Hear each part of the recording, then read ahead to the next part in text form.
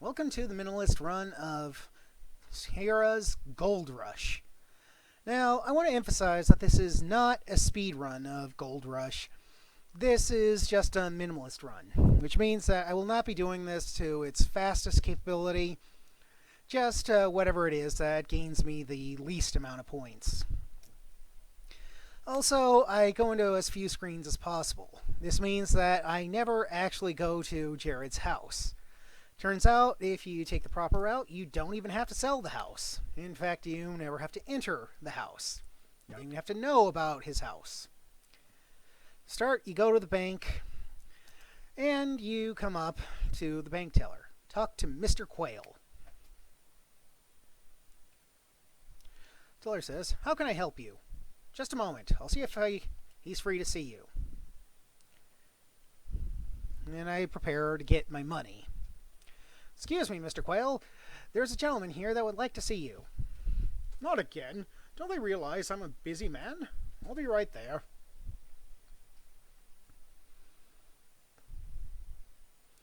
"Well, hello, Jared. What can I help you with today?"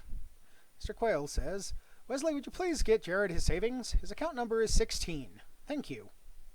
"Certainly, Mr. Quayle. I'll do it right away." "Here's your $200, sir."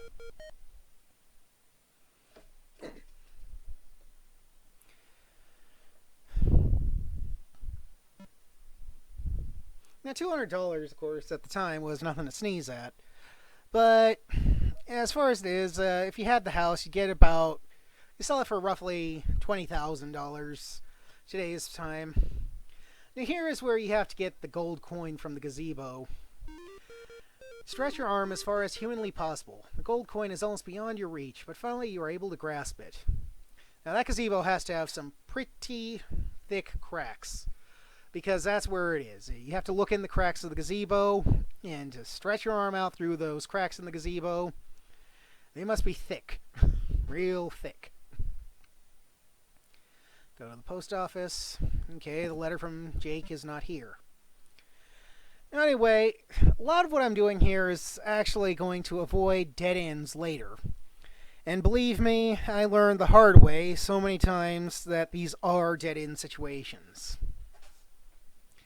If you don't manage to gain the coin, then you have nothing to purchase a pan or a shovel when you reach California, and buying any mining equipment here is worthless since you end up losing it along the way of the game.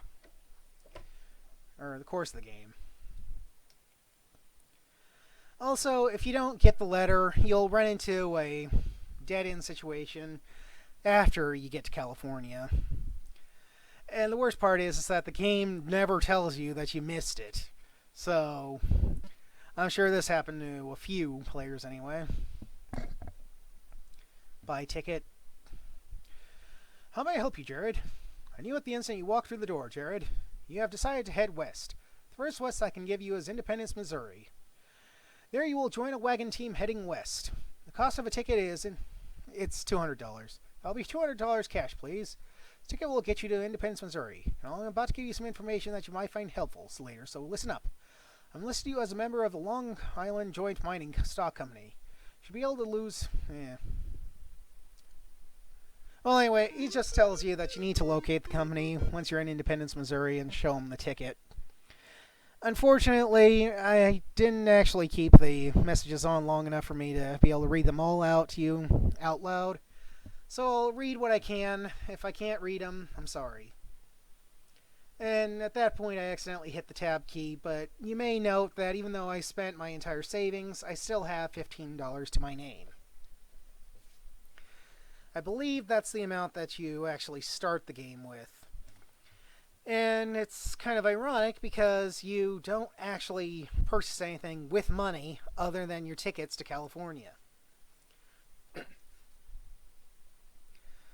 So, also the building I'm leaving by is the newspaper where Jared works. Back to the post office.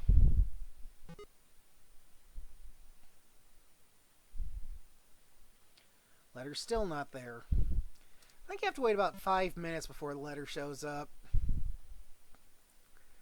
I'm not sure on that, though. And you actually have to wait in normal speed, or else time doesn't advance and you never get the letter. It has to be normal speed. Not fast, not fastest, not even slow. It has to be normal. So when I go, and there's the letter. Ring bell. What can I do for you? Get letter. Let me check. I'll be right back.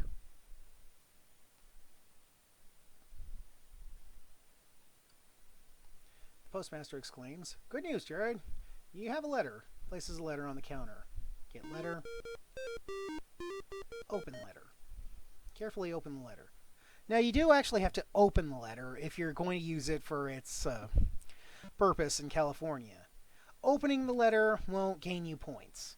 Reading the letter gains you points. Reading the postmark gains you points. Looking at the stamp, or more specifically, under the stamp, gains you points. But opening the letter does not gain you points. And now we head over to the library. A spot that caused me much frustration when I was a child. Basically, every time I tried to leave the library, that darned horse there would kick me, and I'd end up dying. Hi, Jared. Please wait outside. I'll be right with you. What may I help you with today? The midget says, "So you believe those rumors about the gold. I hope you strike it rich. Hey, Harry, bring that sage on over here."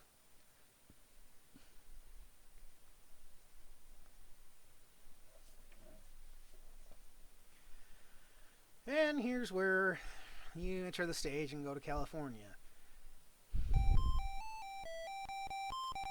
And no, I don't leave this music playing throughout the entire portion. I can't stand it. Now, it's kind of sad, really, just jumping on the stagecoach and leaving. You've left your house and all your possessions behind. You've not quit your job. You've not told anyone that you're leaving. In fact, it's quite a bit like Jared Wilson just up and disappeared. I mean, you even left while the rumors about gold in California are still just rumors.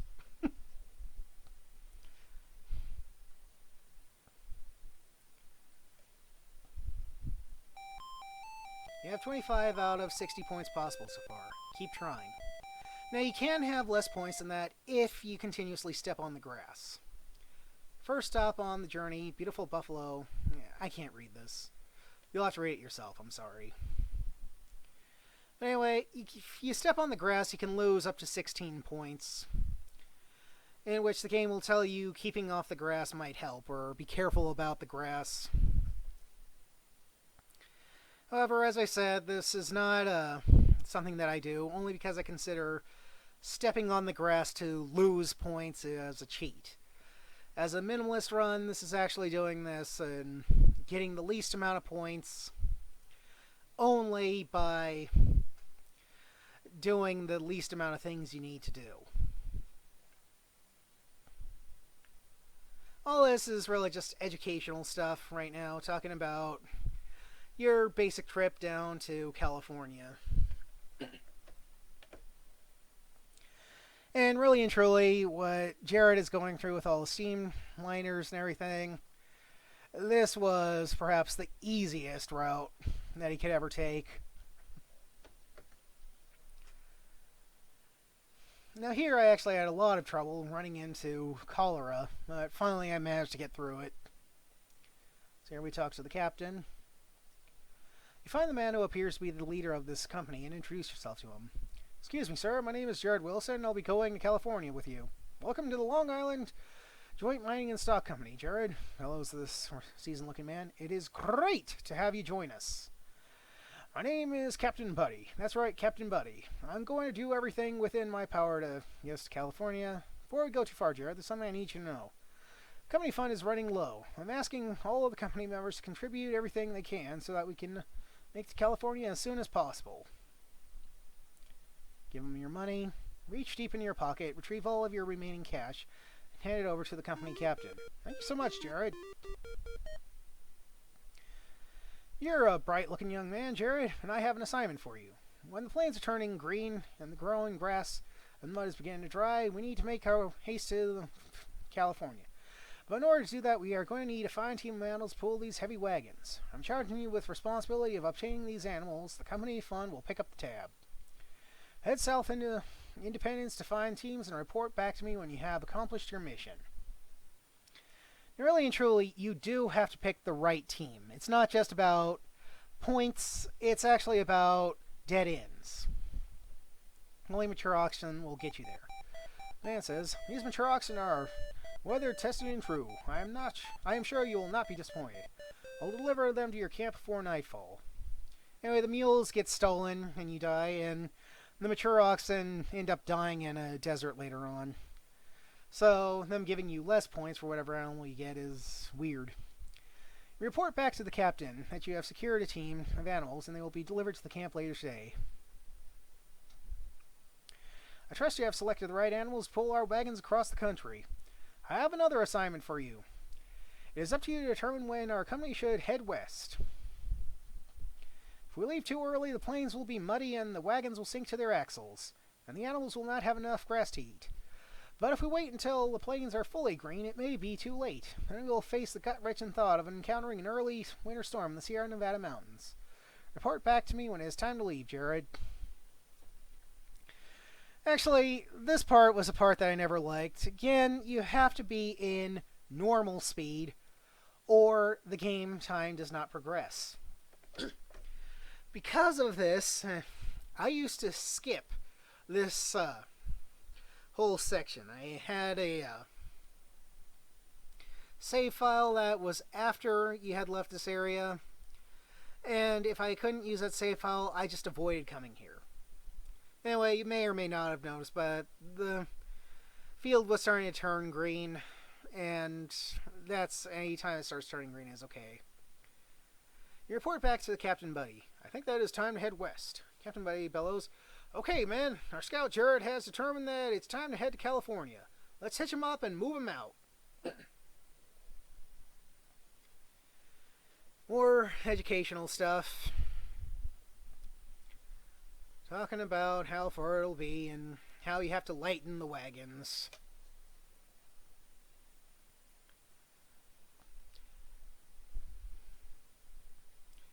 Now, from what they explain through this one, I used to think that it was bad, like how they're talking about your wagon axles break, the wheels are pop off and everything. There is no way to avoid that. No matter what time you leave, you're going to run into that situation. This is just about these people trying to explain to you how hard it is. And though I'm not going to try reading what kind of Indians or Native Americans they are, I cannot read these names, I cannot pronounce these names, and I really do not want to offend anybody. And also, going through this area was difficult for me. I tended to fall off that ferry across the river. I don't know how many times. I've died of cholera going down this section. I don't know how many times. And I even encountered that death by Native American invasion that I couldn't put up in my previous Ways to Die video. And unfortunately, I still can't put that up because when I finally get to it, it just tells me that it's out of memory. So all I know about it is that you see Jared walking along and you can hear the beating of drums. After that, the game just kicks me off, saying that it needs more memory. If anyone knows a way around that, please let me know. And, well, I'll do what I can to get that death up, so this game does not have any lost deaths. Now, this continues on, talking about you can have all the money in the world, no good. You leave Fort Laramie. Walking around through the dense juniper and pine, Black Hills.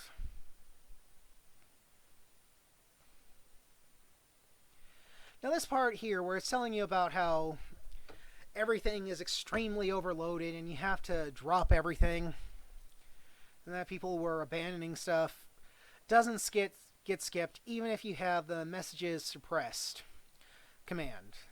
This is only because it tells you that you had to drop some things. Now, in this case, I get to keep the gold coin and the letter from Jake. Now, if you had actually obtained the Bible when you were in the miners' camp, you can keep that as well. Now, what I don't get is why they're telling you how your coin is in your pocket, the letter is in your pocket, so you get to keep those. But your house key, which probably would fit in your pocket, gets thrown aside. Also, I don't get why it is if you had the bank statement, which is just a piece of paper, when also would probably stay in your pocket, was thrown aside. Yeah, here we go, talking about the alkaline water and how one of your animals partakes of the poison. I would hate to see what that actually is. And we continue driving along, wandering along. And now you come to the Sweetwater River. Yeah, that must have been a welcome thing.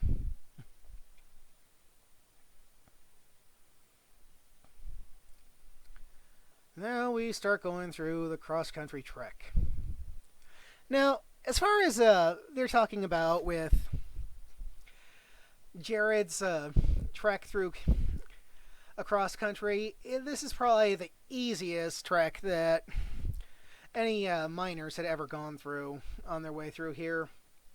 I've actually read up on the Donner Party, and it was worse than them just leaving too late. I mean, they were bringing people who were like 72 years old. A lot of people were getting banished from the company. Oh, wait. Here we go. Need to start reading what it says. Captain bellows a command and the animal team comes to a halt. You're at the top of a steep hill with the river below you. Chain wheels. Using your Yankee ingenuity, you put the chains through the wagon wheels to keep them from turning. Unhitch animals.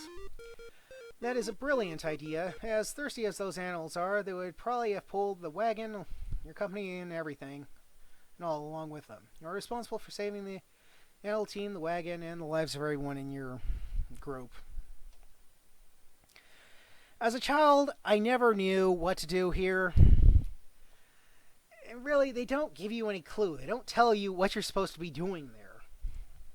You just get off, and that's it. You're supposed to figure the rest out for yourself. Anyway, your team's returned, and they're ready to start going down the hill. Things are looking good.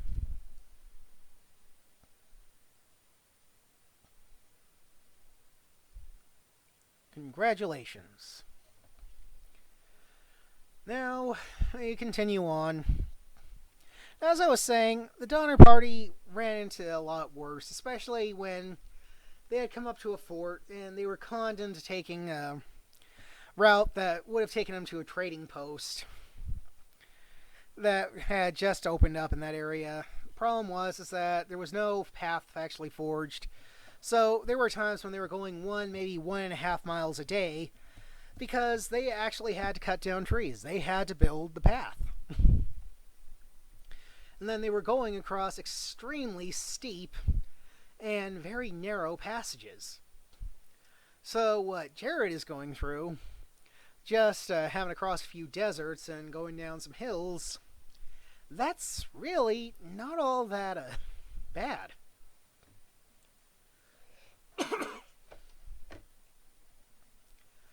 Now also, one thing to note is that for people trying to get to California, this was actually the fastest way to get down to California.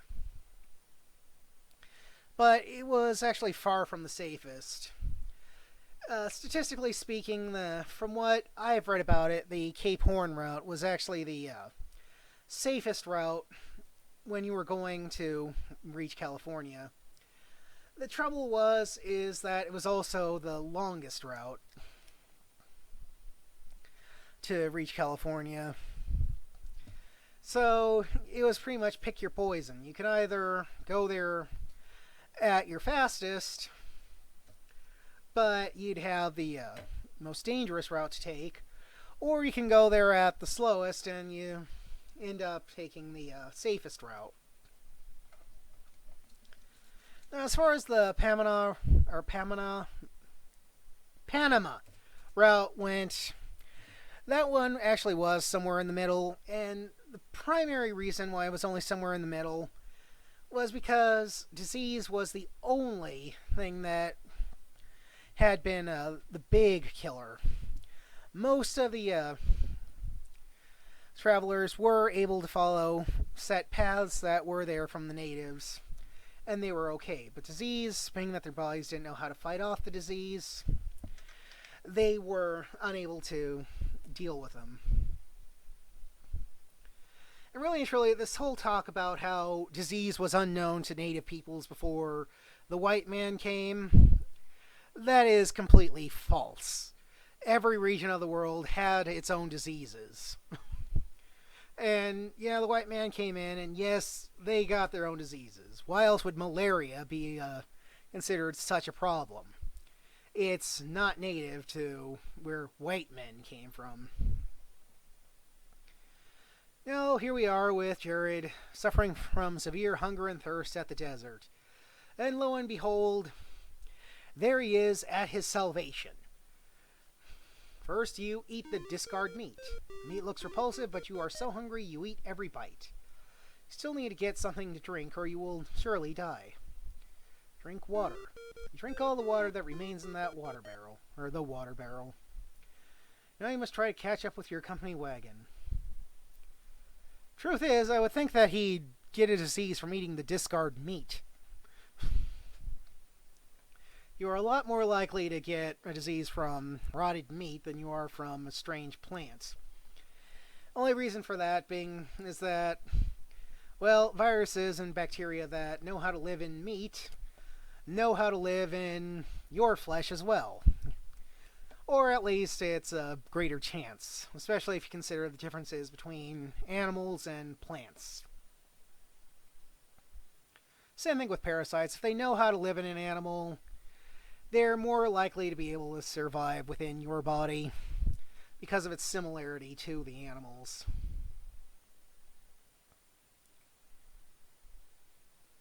Here they actually talk about how the U.S. Army had sent out rescue teams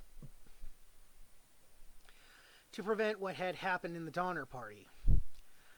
I have to say, it is sad how a catastrophe like that had to come before people finally realized, gee, maybe we should help these people. Now, here we are at Sutter's Fort. I only have 55 out of the 90 points. Don't give up. It'll always say that. Don't give up. It doesn't matter what you did in Brooklyn. At this point, it just says, don't give up. No, I don't talk to the guard. And the guard, when you talk to him, it's hard to see, but you actually do have a man who's hanged by the signpost just out the front. Here we go to the graveyard. You can tell which grave it is because it's the straightest grave, and you even have that little patch of green around it. Read tombstone. Use letter. You must be a genius. You take the letter from your long-lost brother out from your pocket and hold it up. Well, anyway, this is where you have to have the letter. If you don't do this, you cannot get into room 12 at Green Pastures. Hold it right there. Tells you about which characters you need to look for. Now, you don't actually need the Bible, so you don't have to read Psalm 23. Which is strange if you ask me, but I was glad because that meant that I didn't have to go all the way back after experimenting with not getting the Bible. I did, however, have to go all the way back after experimenting without getting the letter. Buy shovel. And of course, you got a very rude clerk here.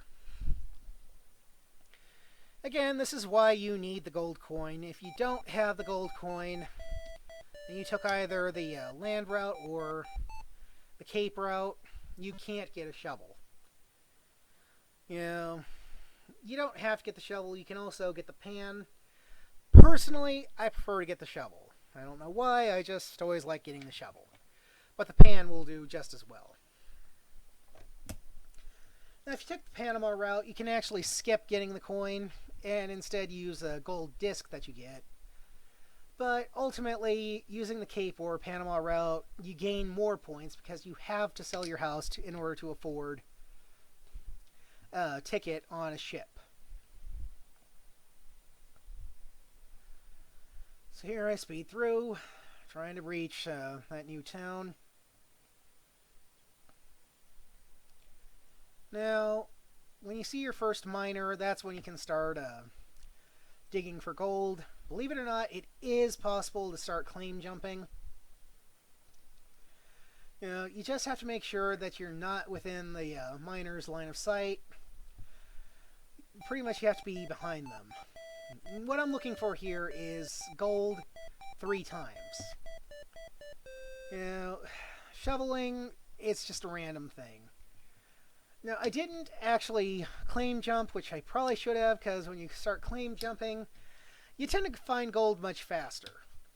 Now, that doesn't mean that you will find gold every time you dig. My experience is that you can find gold a maximum of 4 times on any given screen.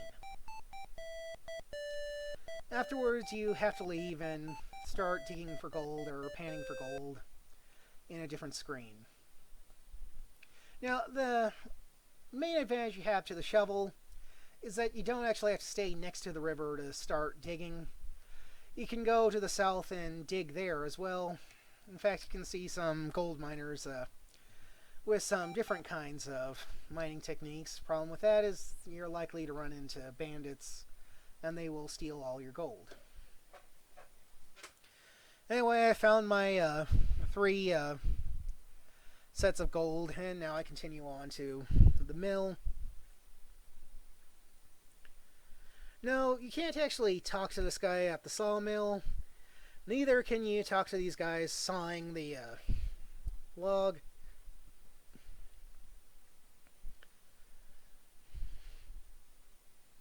Once again, I don't actually walk all the way through town. I just take the most direct route to the Green Pastures Hotel. Incidentally, if you have the mule, you can tie it to the hitch here. You ask him to get mail. Now, how you're supposed to know that you need to get the mail, I don't know.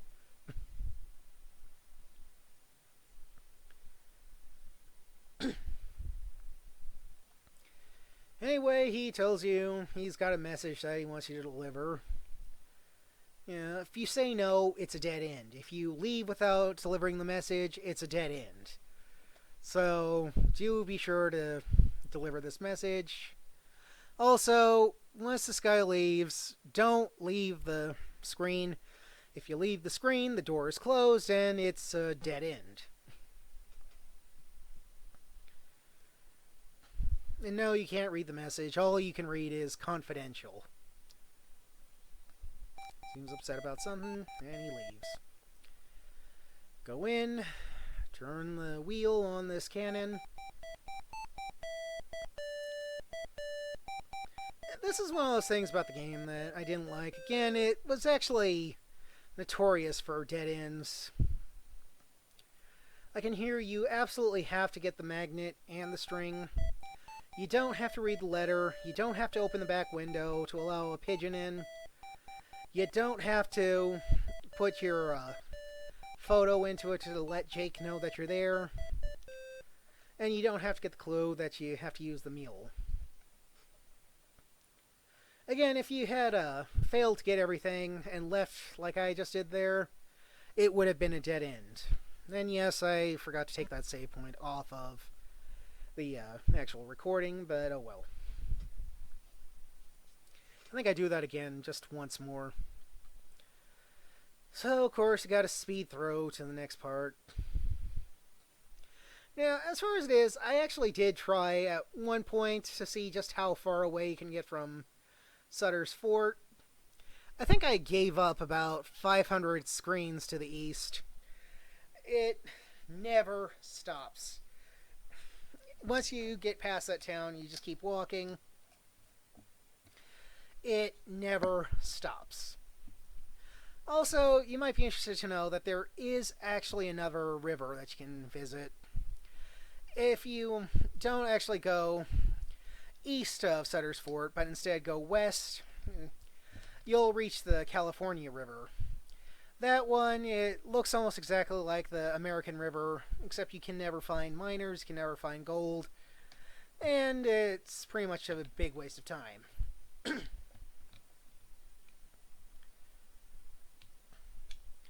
So now we go back to the trading post. Again, you don't actually have to get both the pan and the shovel. Either one of them will do.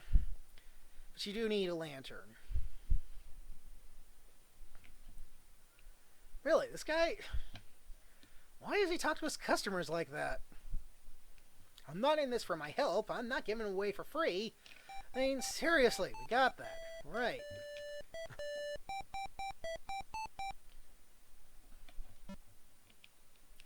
Also, there is a hitch here, just in case you already have a mule. Again, you can tie the mule to the hitch, and then you don't lose him, and you go into the shop.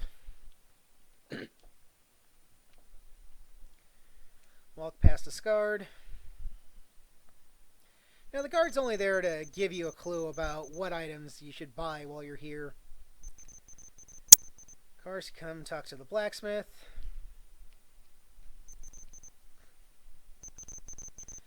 This part I never liked. What does that mean? One-armed paper hanger with an itch. Does any of you out there know what a paper hanger is? So now I ask you, are you from New York? You're not from Brooklyn, are you? Yeah, you are. Now you gotta tell them your name. So when I was a child, I think I was 6, maybe 7 years old when this came out, I didn't know how to spell Jared, and I kept trying to spell Wilson with 2 L's.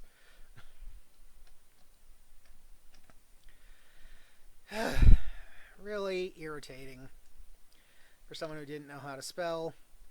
In fact, it was even worse because you couldn't pause the game while you were writing it. Of course, this game was nothing compared to King's Quest I, the original. That time, I would have to leave the screen, type it out, then come back into the screen just to finish any time segments. Here you get a branding iron. Figuring out how to use this branding iron was another situation that I had a hard time with. Especially because at the time I didn't know what a branding iron was. I didn't know what exactly you did with a branding iron.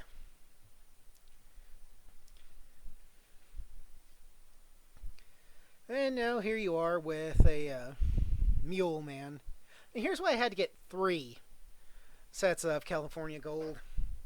The lantern will cost you whatever it is that you get from one purchase. Now, as you can see, I've spent all my gold there. So you get one, discovery of gold, either through the pan or the shovel, it doesn't matter. And it'll cost you one of those to buy a lantern.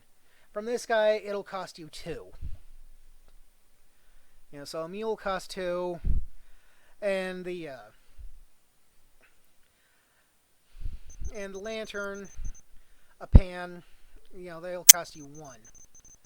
Oh, I hated this part as a child as well. That mule kept running away from me when I tried to heat that iron.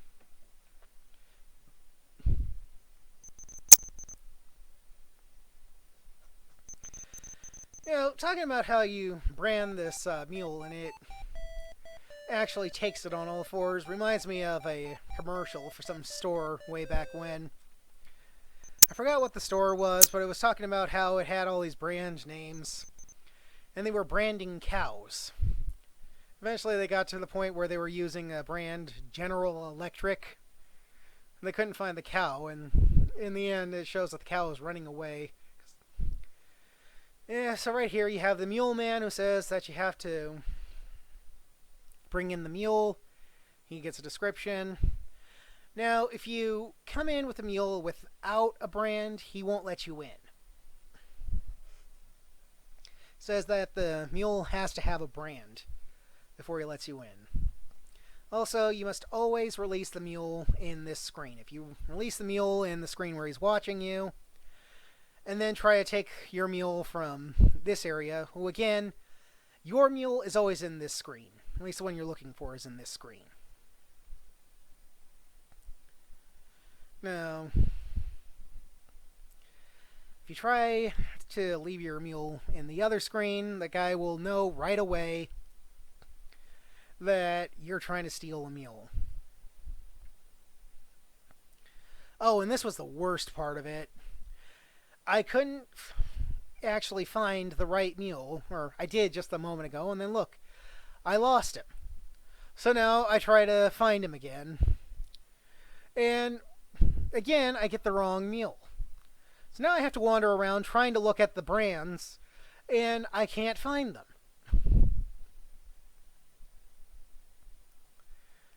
Oh, incidentally, from what I found out, the Copyright Ranch owns the majority of the mules in this location.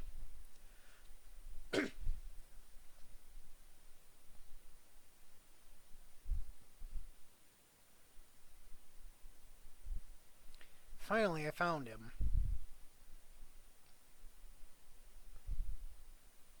And yes, I double-checked just to be sure.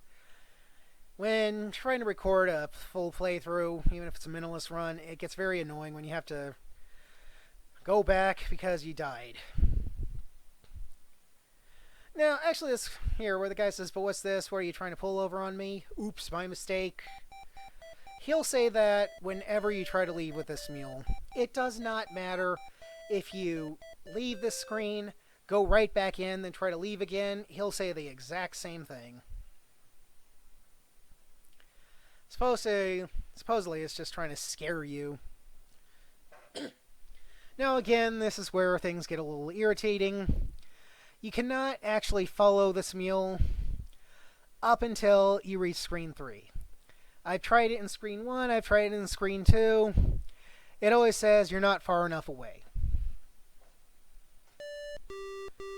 And why does this irritate me? Because the mule always goes back to screen 2.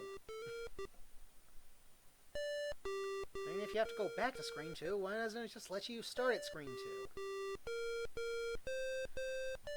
And yeah, that music goes on throughout the entire time you're following this mule. Unfortunately, I forgot to turn the sound off, so you're just going to have to endure it. Again, as a child, I didn't like doing this. I'd always try doing this at its fastest speed, then I'd always end up bumping into a tree, or I'd take a wrong turn when the mule turns, like right here, and then I'd lose the mule. And, well, that leads you to a dead end. And I'm not talking about a dead end where you end up dying. No, this is a dead end where you can keep playing from now until doomsday, but you're never going to find your way to the next part of the game. The mule is gone, and Jake, or James as he called it in these areas, seems to have some sort of magical force field around his cabin that prevents anyone who doesn't know where it is already from finding it. In other words, you can go south 7, east 27, and the cabin will not be there. I mean, I don't actually understand how that works. I mean, even Quest for Glory 2, you can go to Razir without following a caravan. I'm not really an expert on that. You'd have to ask someone else how you managed to do that, but in this game, this cabin is only here if you had followed the mule. Get the matches. This is the only time I go into the cabin. And yes, I have a little trouble figuring out where the trail to get up to the outhouse is. Incidentally, you can actually use the outhouse for It's a general purpose. It won't show you Jared inside of it. It skips to a scene outside. Yes, you really have to do this. Of course, I wonder what would have happened if this wasn't the entrance into the mine. What if it was just a traditional outhouse? What a way to go, huh?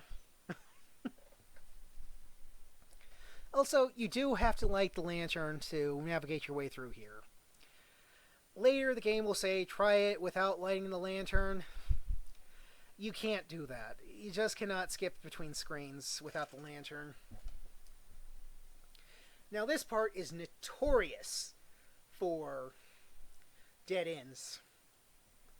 If you put the magnet into the hole without the string on it, you run into a dead end. If you forgot the magnet, you run into a dead end. If you forgot the string, you run into a dead end. If you put the magnet into the hole and then start to walk away, the string will break and you're now on a dead end. Yeah, so essentially you're on a dead end if you do anything wrong here. And again, you don't die, you just cannot progress. In fact, in this case, you can only move between two screens. This screen and the screen with the outhouse. You can't get out any other way. So here I go wandering through the mine.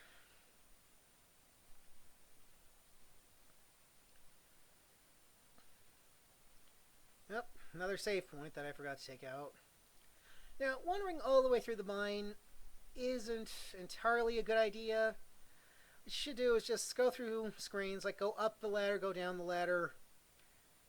You'll find a few bunches of gold nuggets lying around, and if you're trying to get full points on this, yes, you do need to explore these rooms to find the gold nuggets, but don't dally. Just go through it as quickly as possible, because if you stay here too long, your lantern will run out of oil, and even though this is not abruptly in the game, it does lead to a dead end because you can no longer change screens. Also, you do need that pick.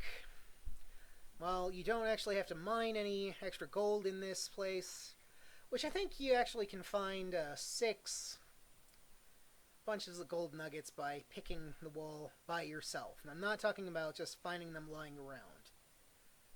But to be honest, I never got full points on this game. Never. So, I don't know if it's 6. I think I just read that on a guide somewhere.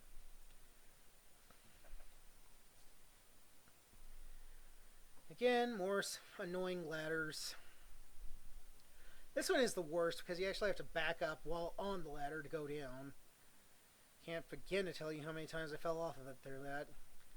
Oh, no, through the darkness you hear the sounds of someone picking. Try it without lighting the lantern sometime. Again, you can't do that. Your eyes aren't accustomed to the bright light of the lantern, so it takes your eyes a moment to adjust. Although you are still squinting, you see a man at the end of the mine shaft. You have followed a trail of clues left by your brother, and they have led you right here to him. You move closer to get a better look. It has been 11 years, but there's no doubt about it. That's your long-lost brother. Jake, you shout to the man. You wait a moment and shout again. Jake, I mean James, is that you?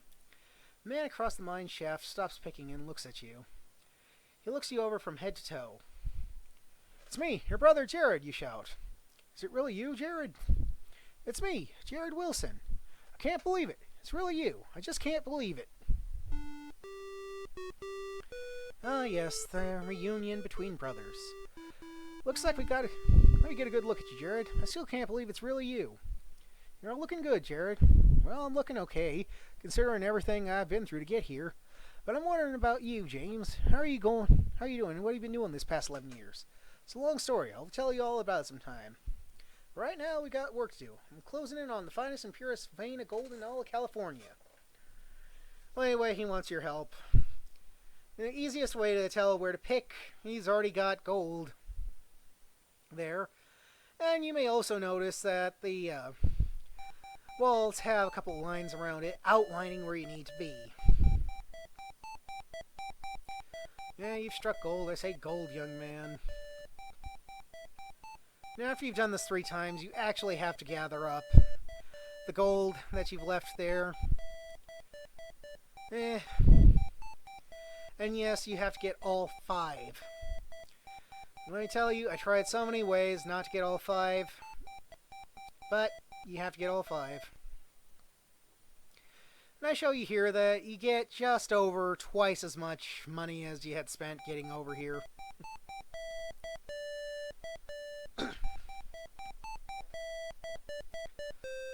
So now, of course, you're starting to pick through. He's telling you to keep going.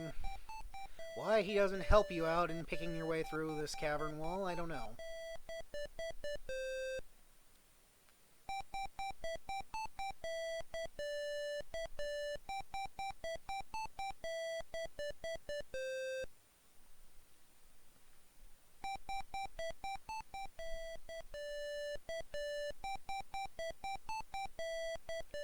In you go into the cavern.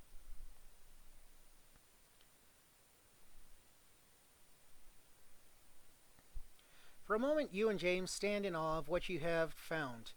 The silence is broken only by the echoes of the splashing stream winding through the cavern. The light of...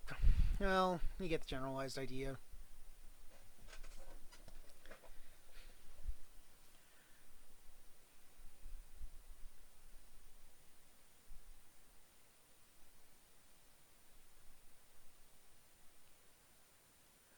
What we found here isn't fool's gold. This is gold. Pure gold. Great. They'll be happy for a few months, then realize everything has pretty much stayed the same for them day after day after day after day after day. But hey, you made it, didn't you? So thank you for playing Gold Rush. And thank you for listening. If anyone knows what that gold mine expert bonus is, please let me know. Anyway, talk to you next time. Later.